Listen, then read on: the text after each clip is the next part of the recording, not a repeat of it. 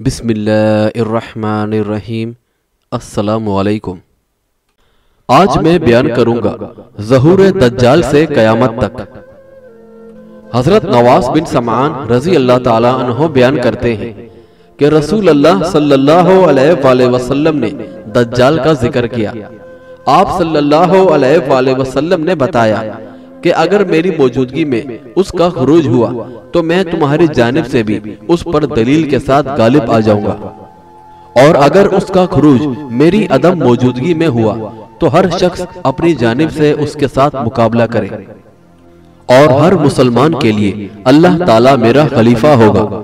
बिलाशुबा दज्जाल जवान गुंगरियाले बालों वाला होगा। उसकी एक आंख फूली हुई होगी, गोया कि उसको अब्दुल उज़्ज़ा बिन खतब के मुशाबा समझता हूँ। तुम में से जिस शख्स से उसकी मुलाकात हो जाए वो उस पर सूरह कहफ की इब्तिदाई आयत पढ़कर दम करे।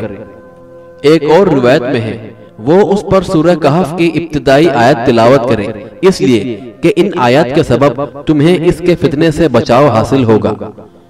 वो शाम और इराक के दरमियान एक रास्ते पर निकलेगा।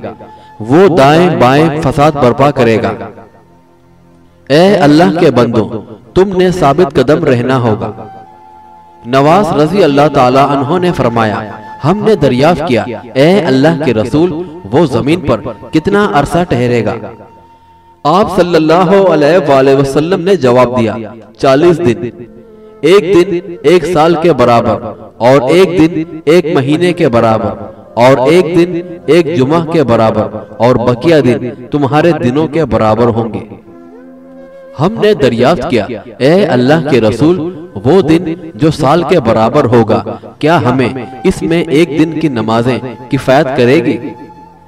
आप सल्लल्लाहु अलैहि वसल्लम ने नफी में जवाब देते हुए फरमाया, तुमने नमाज के औकात का अंदाजा लगाना होगा। हमने दरियाफ्त किया, ए अल्लाह के रसूल, वो जमीन पर किस कदर तेज रफ्तार से घूमेगा? आप सल्लल्लाहु अलैहि वसल्लम ने फरमाया, उस बारिश की मानिंद जिसको पीछे से तेज हवा धकेल रही हो। वो लोगों के पास जाएगा, उन्हें अपनी जानिब दावत देगा। लोग उसकी दावत पर लब्बैक कहेंगे। वो बादलों को बरसाने का हुक्म देगा तो बारिश बरसने लग जाएगी, और जमीन को हुक्म देगा वो सब्जा उगाएगी। लोगों के चार पाए जब शाम को उनके पास आएंगे तो उनकी कोहान पहले से कहीं ज्यादा बड़ी होगी, और उनके पस्तान दूध से बहुत ज्यादा भरे हुए होंगे, और उनके पहलू बाहर निकले हुए होंगे। उसके बाद दज्जाल कुछ लोगों के पास जाएगा, उन्हें दावत देगा। वो उसकी बात मानने से इनकार करेंगे। जब वो वहां से जाएगा तो वो खुश्क-साली का शिकार हो जाएंगे, यहाँ तक कि उनके हाथ माल व दौलत से खाली हो जाएंगे। और उसके बाद दज्जाल बेआबाद जमीन के पास से गुजरेगा और उसे हुक्म देगा कि वो अपने खजाने उगल दे। चुनाचा जमीन में छुपे हुए खजाने उसके पीछे चलने लगेंगे, जैसा कि शहद की मक्खियां अपने अमीरों के पीछे रवा दवा रहती हैं। उसके बाद वो दज्जाल एक शख्स को बुलाएगा जो भरपूर जवानी वाला होगा। तलवार मारकर उसके दो टुकड़े कर देगा।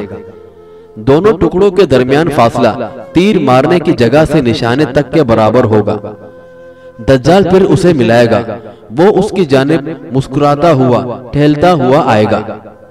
वो दज्जाल उसी हालत में होगा कि अल्लाह ताला ईसा इब्ने मरियम को माबूस फरमाएंगे।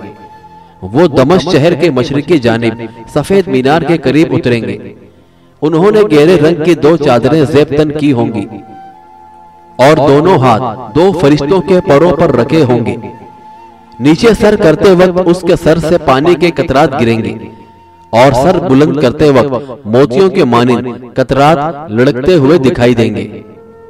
बहरहाल ईसा अलैहिस्सलाम दज्जाल को तलाश करेंगे, यहाँ तक कि उसे लुत शहर के दरवाजे पर पाएंगे तो उसे कत्ल कर देंगे। उसके बाद उन लोगों के पास जाएंगे जिनको अल्लाह ताला ने दज्जाल से तहफ्फुज दिया था। वो उनके चेहरों पर हाथ फेरेंगे और उन्हें जन्नत में उनके दर्जात के बारे में बताएंगे। ईसा अलैहिस्सलाम अभी ऐसी हालत में होंगे कि अचानक अल्लाह ताला ईसा अलैहिस्सलाम की जानिब वही करेंगे कि मैंने ऐसे पहाड़ से बंदों को बाहर निकाला है कि कोई शख्स भी उनके साथ मुकाबला नहीं कर सकता। इसलिए आप मेरे बंदों को तूर पहाड़ में महफूज कर ले। उस वक्त अल्लाह ताला याजूज और माजूज को निकालेगा। वो अल्लाह ताला के इस कौल के मुज़दाक दौड़ते हुए आएंगे और वो ऊंची जगहों से दौड़ते हुए आएंगे। उनका पहला दस्ता बहरे तिबरिया के पास से गुजरेगा। वो उसमें मौजूद तमाम पानी को पीकर खत्म करेंगे और जब उनका आखिरी दस्ता गुजरेगा तो वो उस ख्याल का इजहार करेंगे कि कभी यहाँ पानी हुआ करता था। उसके बाद वो चलेंगे यहाँ तक कि वो जबले खम्मर तक पहुंच जाएंगे, जो बैतुल मुकद्दस का एक पहाड़ है, और वो बुलंद आवाज से कहेंगे कि हमने जमीन पर आबाद सब मखलूक को खत्म कर दिया। चलो अब हम आसमान में मौजूद मखलूक को भी मौत से हमकनार कर दें। चुनाचा वो अपने तीरों को आसमान की जानिब फेंकेंगे। अल्लाह ताला उनकी जानिब से फेंके गए उन तीरों को खून आलूद करके वापस भेजेगा और अल्लाह के पैगंबर ईसा अलैहिस्सलाम और उनके रुफका महसूर हो जाएंगे। यहाँ तक के असबाबे मईशत की तंगी की वजह से बैल का सर उनके नजदीक तुम्हारे आज के 100 दीनार से बेहतर होगा। ईसा अलैहिस्सलाम और उनके रुफका अल्लाह ताला से दुआ करेंगे तो अल्लाह ताला याजूज और माजूज की गर्दनों में एक कीड़ा दाखिल कर देंगे। वो सब के सब मौत से हमकनार हो जाएंगे, जैसे कोई शख्स मौत से हमकनार होता है। उसके बाद ईसा अलैहिस्सलाम और उनके रुफका मैदानी इलाके में उतरेंगे। जमीन पर एक बालिश जगह भी ऐसी ना होगी जो याजूज और माजूज की चर्बी और बदबू से खाली हो। फिर ईसा अलैहिस्सलाम और उनके रुफका अल्लाह ताला से दुआ करेंगे। तब अल्लाह ताला ऐसे परिंदे उतारेंगे जिनकी गर्दनें खुरासानी नस्ल के ऊंटों की गर्दनों के मिसाल होंगी। वो उनकी लाशों को उठाकर वहां फेंक देंगे जहां अल्लाह ताला चाहेगा। उसके बाद अल्लाह ताला मौसलाधार बारिश बरसाएगा जो तमाम घरों पर बरसेगी, चाहे वो ईंटों की बनी हुई हो या ऊनी खेमे हो। उस बारिश से जमीन धुलकर आईने की मानिंद शफाफ हो जाएगी। उसके बाद जमीन को हुक्म दिया जाएगा कि वो अपने फल उगाए और अपनी बरकत निछावर करे। उन दिनों एक जमात के लिए एक अनार काफी रहेगा। वो उसके छिलके के साए में आराम कर सकेंगे और दूध में बरकत होगी, यहाँ तक कि एक ऊँटनी का दूध एक जमात को किफायत करेगा। गाय का दूध एक कबीले के लिए काफी रहेगा और एक बकरी का दूध मुख्तसर खानदान के लिए काफी रहेगा। वो इस हालत में होंगे, अल्लाह ताला उम्दा किस्म की हवा भेजेगा। वो उनके बगलों में दाखिल हो जाएगी और तमाम मोमिनों और मुसलमानों को मौत के हवाले कर देगी। फिर बदतरीन लोग बाकी रह जाएंगे जो जमीन पर गधों की मानिंद नफसानी ख्वाहिशात की तकमील करेंगे। चुनाचा उन पर क़यामत कायम होगी।